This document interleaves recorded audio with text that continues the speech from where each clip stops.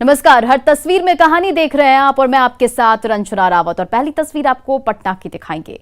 पटना में मकान विवाद में एक परिवार पर 40 लोगों ने हमला कर दिया। बड़ी बात तो ये कि दूसरे पक्ष की ओर से मारपीट में किन्नरों का साथ लिया गया, जिन्होंने न केवल मारपीट की बल्कि घर में रखे पैसे और गहने भी लूट लिए। मारपीट का वीडियो सामने आने के बाद पुलिस जांच में जुटी है। पलंग था, गहना था, 1,20,000 रुपया कैश था, वो सब लेके चला गाड़ी खरीदने के लिए 12 तारीख को बुक करना चोरी का ही था। के लिए वैष्णव पूजा के लिए गाड़ी बुक करना था। चलिए कि 1,20,000 रुपया हम नगद रखे हुए थे कि गाड़ी एक लेना है, मेरा छोटा बच्चा तंग था। ये पीड़ा है उस परिवार की जिसके घर के सामानों को तहस नहस कर दिया गया। घर में रखे पैसे लूट लिए गए, गहने चोरी कर लिए गए और मकान में रह रहे लोगों के साथ जमकर मारपीट की गई।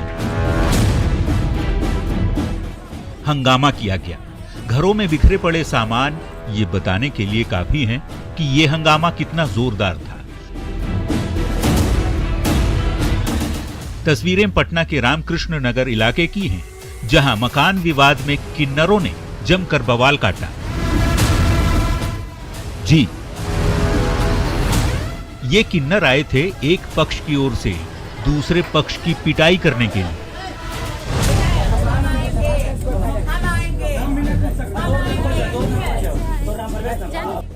पूरा मामला मकान के विवाद से जुड़ा हुआ बताया जाता है। जिस घर में मारपीट और हंगामा किया गया वो राम प्रवेश नाम के इस शख्स का है, जो पत्नी और बेटे के साथ यहाँ रहता है। लेकिन मकान के पुराने विवाद को लेकर उसके ही पड़ोसी की ओर से इन पर हमला कराने का आरोप लगाया जा रहा है। तभी 20 से ज्यादा किन्नरों के साथ ही 20 असामाजिक तत्व भी इस हमले में कूद पड़े। पीड़ित परिवार ने स्थानीय थाने में शिकायत दर्ज कराई है, जिसके आधार पर पुलिस कार्रवाई में जुटी है। संजय कुमार, न्यूज़ 18 पटना।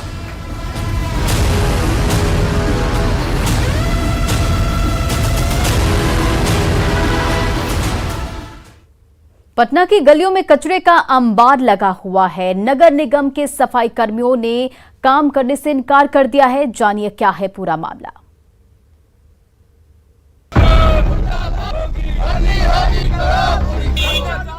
बिहार में एक तरफ वायरल फीवर अपना पैर पसार रहा है तो दूसरी ओर राजधानी पटना में कचरे का अंबार लगा हुआ है। ये नजारा पटना सिटी के बौली मोड़ का है, जहां नगर निगम के कर्मचारी हड़ताल पर हैं। घर घर से कचरा जमा करने वाले नगर निगम के कर्मी अपनी मांगों को लेकर सुबह से ही विरोध प्रदर्शन में जुटे हुए हैं। हाथ में पोस्टर लेकर कर्मी राज्य सरकार के विरोध में मुर्दाबाद के नारे लगाते नहीं थक रहे। हम निगम प्रशासन और बिहार सरकार से मांग करते हैं कि जल्द से जल्द यूनियन के नेताओं से जो हड़ताल पर हैं उनसे वार्ता करके इस समस्या को दूर करने का प्रयास करें और पटना शहर को गंदगी से दूर और पटना के जनता को बीमारियों से बचाने का प्रयास करें। स्थानीय लोगों का कहना है कि नगर निगम के कर्मचारी के हड़ताल से उन लोगों को काफी परेशानी का सामना करना पड़ रहा है। जिन्हें पता था उन लोगों ने तो सुबह कचरे की थैली को घर से बाहर निकाल कर नहीं रखा, लेकिन जिन्हें नहीं पता था वो घर के बाहर कचरे की थैली रखकर गाड़ी का इंतजार करते रह गए। बिहार में कई जिले वायरल फीवर की चपेट में है। ऐसे में गंदगी और कचरों को खुले में पड़े रहने देने से बीमारी को दावत देने से कम नहीं है। मनोज सिन्हा, न्यूज़ 18 पटना।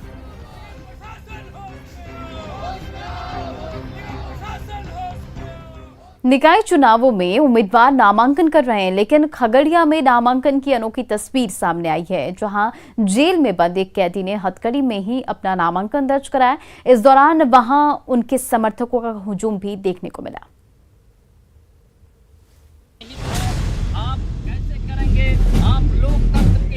आमतौर पर जेल में बंद कैदी बेल के लिए कोर्ट में अपील करते हैं, लेकिन खगड़िया मंडल कारा में बंद एक कैदी हथकड़ी लगाए ही नामांकन करने पहुंच गया। जी, हाथ जोड़े लोगों का अभिनंदन स्वीकार करते ये हैं जय प्रकाश नारायण यादव, जिन्होंने सुरक्षा घेरे में गोगरी अनुमंडल परिसर पहुंचकर जिला परिषद क्षेत्र संख्या 18 के उम्मीदवार के लिए अपना नामांकन दाखिल किया। हालांकि खुद को जयप्रकाश बेकसूर बता रहे हैं। जो फंसाया गया है, जो हथकड़ियां हमारे हाथ में आज डाली गई है, इसमें कहीं से भी मेरा कोई दोष नहीं है। दूर दूर तक पूरे परबत्ता विधानसभा क्षेत्र के लोग भली भांति जानते हैं हमें निर्दोष फंसाया गया है। जयप्रकाश ने कोर्ट से जिला परिषद चुनाव लड़ने के लिए चुनाव में नॉमिनेशन की अनुमति मांगी थी।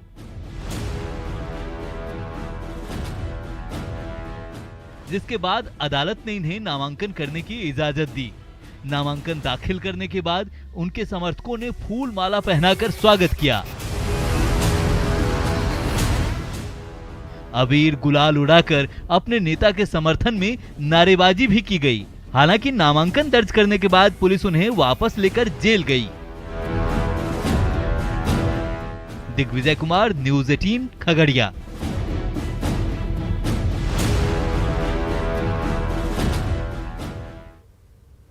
गुमला में गजराज के आतंक से लोग परेशान हैं। आए दिन हाथियों का झुंड गांव में बड़ा नुकसान पहुंचाता है, जिससे लोग दहशत में रहते हैं। ताजा मामला जारी प्रखंड का है, जहां बीच रास्ते में काफी देर तक हाथियों का झुंड डटा रहा और लोग सहमे रहे।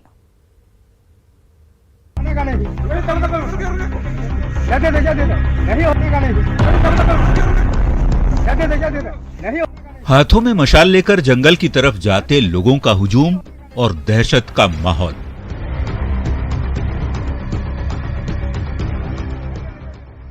तस्वीरें गुमला जिले के जारी प्रखंड की हैं, जहां हाथियों के आतंक से ग्रामीण परेशान हैं।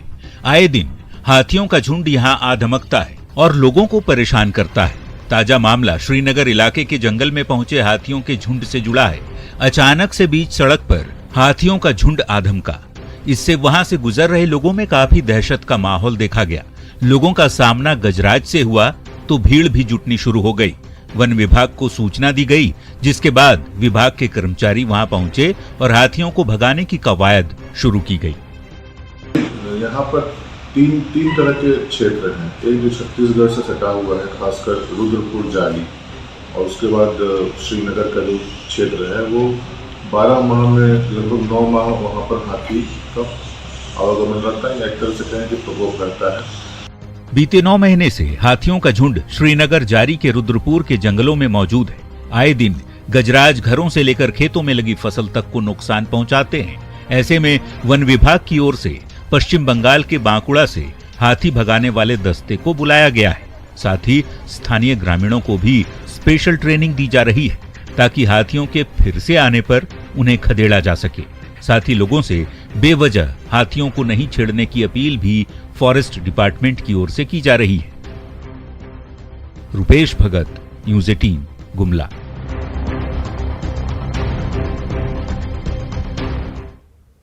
और झारखंड में पहली बार ड्रोन की मदद से की जाएगी बहुमूल्य पन्ना रत्न का सर्वे। सैंपल कलेक्ट कर भेजा जाएगा लेबोरेटरी। ये रिपोर्ट देखिए।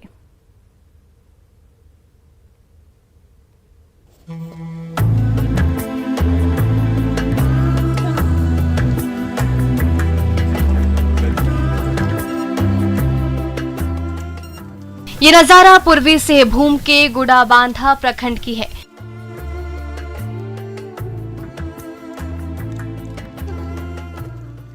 जहां उद्योग खनन भूतत्व विभाग की ओर से पहली बार राज्य में ट्रॉफोग्राफी सर्वे की जा रही है। खास बात तो ये है कि ट्रेडिशनल सर्वे को छोड़कर इस बार विभाग ड्रोन सर्वे करवा रही है।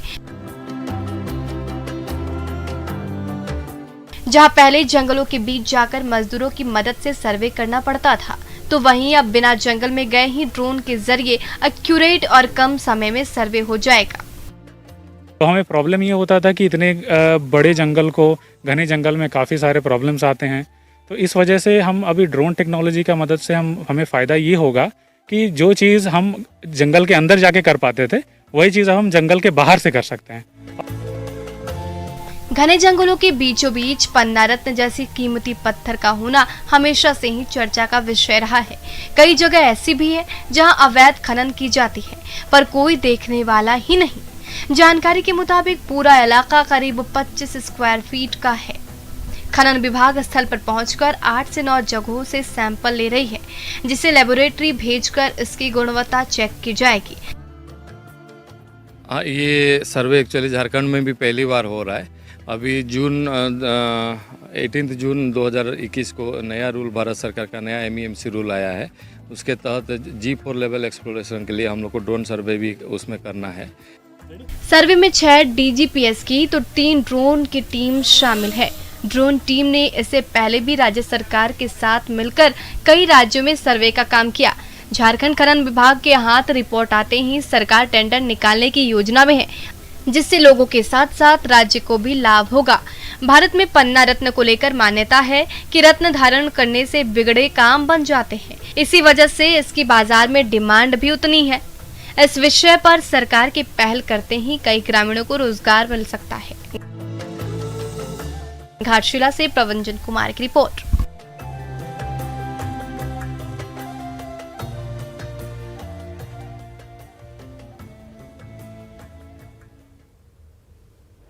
भोजपुरी लोक गीतों के धुन पर चुनावी रंग चढ़ने लगा है। नेताओं के काम पसंद आए न आए, पर गानों के जरिए वोट अपील करने का तरीका लोगों को जरूर पसंद आ रहा है। सुनिए नवादा के इन गीतकारों को।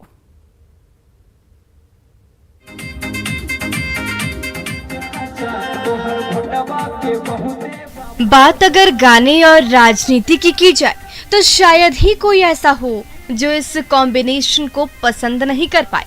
बिहार में भोजपुरी गानों की धूम मची है।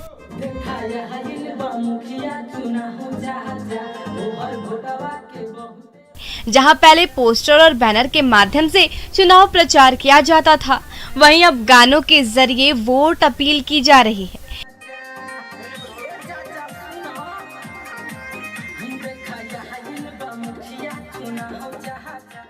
नवादा के रिकॉर्डिंग स्टूडियो में इन दिनों फिल्मी गाने कम और चुनावी गाने ज्यादा बन रहे हैं।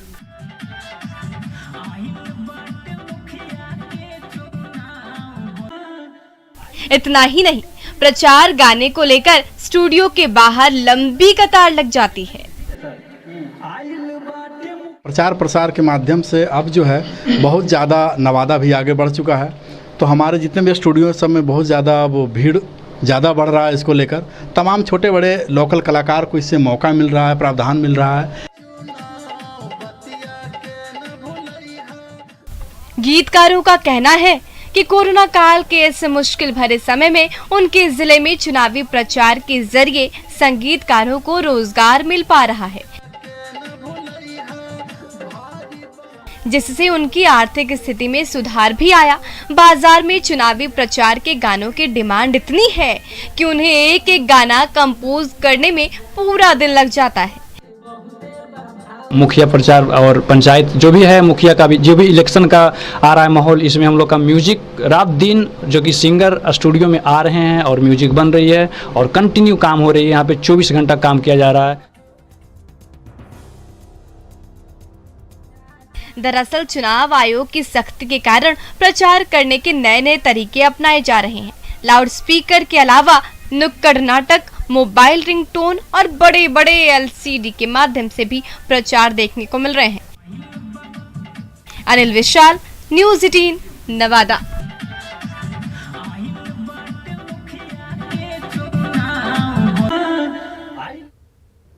इधर मुजफ्फरपुर के गांव-गांव सैलाब में डूब गए हैं, तो राहत की गुहार लेकर बाढ़ पीड़ितों ने नाव पर धरना दिया। इसका वीडियो तेजी से वायरल हो रहा है।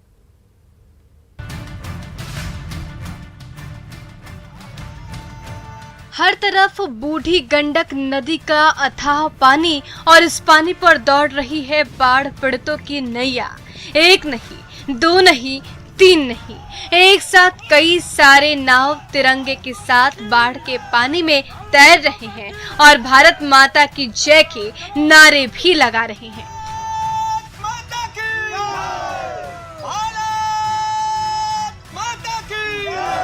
लेकिन ये किसी नौका दौड़ का नजारा नहीं है, बल्कि बाढ़ से तबाह विष्णुपुर और जगदीशपुर पंचायतों के ग्रामीण नाव पर धरना देकर राहत कार्य तेज करने की मांग कर रहे हैं।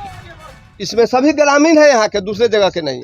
तो हम सोचे कि क्यों नहीं मैं इसको महापंचायत का रूप दे करके और हम इस अनोखा कार्यक्रम को हम यहाँ करें, अपने ही गांव में करें। मुजफ्फरपुर की आधी से ज्यादा आबादी बाढ़ से जूझ रही है। गांव के गांव डूब गए हैं, हजारों घर बार तबाह हो गए हैं। लाखों ग्रामीणों के सिर से छत गायब हो गई है, लेकिन इन बाढ़ पीड़ितों को जो मदद मिलनी चाहिए वो अब तक नहीं मिली। अब जबकि केंद्रीय टीम बिहार के बाढ़ प्रभावित इलाकों का जायजा ले रही है, तो बूढ़ी गंडक की बाढ़ में सब कुछ गंवा चुके ये ग्रामीण उसी बूढ़ी गंडक के पानी में नैया पर धरना देकर अपनी आवाज बुलंद कर रहे हैं। हम इसलिए आज हम यहाँ महापंचायत हम यहाँ रखे हैं। अगर इससे मेरा ध्यान आकृष्ट अगर जिला प्रशासन महोदय को नहीं होगा तो मैं आमरण अनशन पर बैठूंगा। तबाही की बाढ़ सब कुछ लीलने पर आमादा है और उसी सैलाब में सब कुछ गंवा चुके ये ग्रामीण हर किसी से मदद की गुहार लगा रहे हैं। कोई तो उनकी फरियाद सुने और उनकी खुशियां लौटा दे। Bureau report, news 18 Muzaffarpur.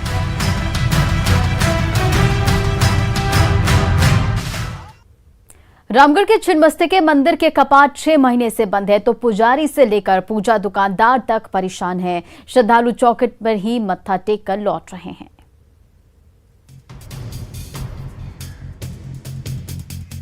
छह माह गुजरने को है। विश्वविख्यात सिद्धपीठ मां छिन्नमस्तिके मंदिर के कपाट पर ताला लटका है, फिर भी हर रोज श्रद्धालु आते हैं और मंदिर की चौखट पर मत्था टेक कर लौट जाते हैं, लेकिन मां के दर्शन नहीं कर पाते। कोरोना का ऐसा काला साया पड़ा है कि भगवान और भक्तों के बीच की दूरी बढ़ती जा रही है। पंडा और पुजारी से लेकर पूजा की दुकान सजाने वाला एक एक दुकानदार परेशान है। पता नहीं कब कपाट खुलेगा और कब मां छिन्नमस्तिके अपने भक्तों को दर्शन देंगी। हम लोग जो भी है मंदिर का से ही है, हम लोग का भूखमरी का कगार आ गया है। हम लोग सरकार से निवेदन है मेरा कि जल्द से जल्द मंदिर खोल दिया जाए। हम लोग यही चाहते हैं सर, सरकार से अनुरोध है कि मंदिर जल्द से जल्द खोल दिया जाए। हम लोग जो भी है मंदिर का से ही है, हम लोग का भूखमरी का कगार। एक वो समय भी था जब मंदिर के आंगन से लेकर बाहर सड़क तक श्रद्धालुओं की लंबी लंबी कतार लगी रहती थी। पूर्णिमा और अमावस्या पर इतनी खचाखच भीड़ जुटती थी कि पैर रखने तक की जगह नहीं मिलती थी, लेकिन आज हर तरफ सन्नाटा पसरा है। मंदिर के द्वार पर बड़ा सा ताला लटका है और श्रद्धालु बाहर से ही हाथ जोड़कर बैरंग लौट जा रहे हैं। पूजा पाठ करने में जिस जगह पे पूजा करनी चाहिए वो बाहर में कर रहे हैं। पूजा करने वाले अंदर सही जगह पे मंदिर के पास नहीं जा रहे हैं, बाहर में दरवाजे में पूजा करके वापस जा रहे हैं। आने में तो जो भी परेशानी हुई ठीक है, लेकिन यहाँ आए तो गेट में माता का दर्शन नहीं हुआ, जो कि बाहर से जा रहे हैं। मां छिन्नमस्तिके के लाखों भक्त मां के दर्शन को तरस रहे हैं, लेकिन कोरोना महामारी की मार ही ऐसी पड़ी है कि ना मंदिर के पट खुल पा रहे और ना श्रद्धालुओं को माता के दर्शन का सौभाग्य ही मिल पा रहा है। जावेद खान, न्यूज़ 18 रामगढ़।